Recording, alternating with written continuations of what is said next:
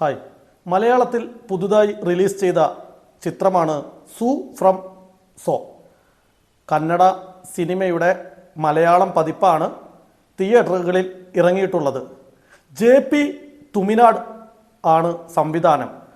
ഇനി സിനിമയിലേക്ക് വരികയാണെങ്കിൽ ഒരു ഗംഭീര സിനിമ എന്നു തന്നെ വേണം ഇതിനെ വിശേഷിപ്പിക്കാൻ.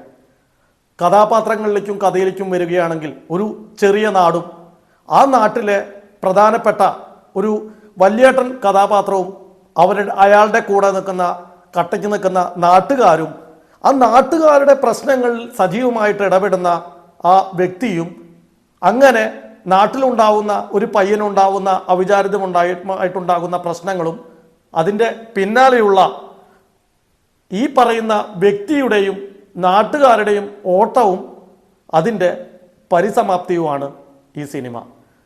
ഗംഭീരമായി ചെയ്തു വെച്ച സിനിമ എന്ന് തന്നെ വേണം പറയാൻ. കാരണം ഒരു വലിയ നാട്ടുകാരുടെ ഒരു കൂട്ടത്തെ ഇത്രയും ഒതുക്കത്തോടു കൂടി ഇത്രയും ഭംഗിയായി അവതരിപ്പിച്ചു എന്ന് തന്നെയാണ് ആ സിനിമയിലെ ഏറ്റവും വിജയമായിട്ട് കണക്കാക്കേണ്ടത്.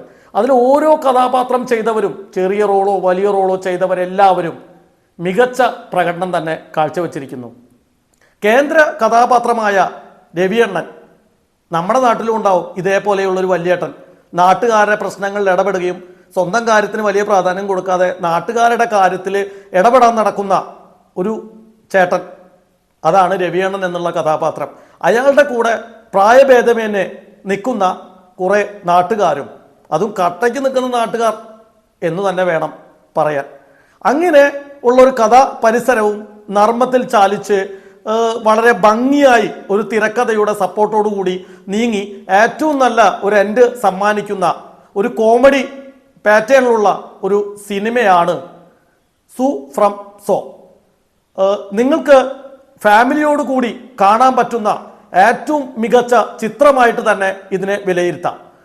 അടുത്ത കാലത്തൊന്നുമില്ലാത്ത ഒരു പ്രിയദർശൻ ടച്ച് ഈ സിനിമയ്ക്ക് നമുക്ക് അവകാശപ്പെടാനായിട്ട് സാധിക്കും. ഒരു ബോയിങ് വെട്ടം, ഒരു ചെറിയ ഒരു തലത്തിൽ നിന്ന് മാറിയാൽ വീണു പോകാവുന്ന ഒരു കഥ പരിസരത്തെ അത്രയ്ക്കും മനോഹരമായി ചെയ്തു എന്നത് തന്നെയാണ് സു ഫ്രം സോ എന്ന സിനിമയെ മനോഹരമാക്കുന്നത്.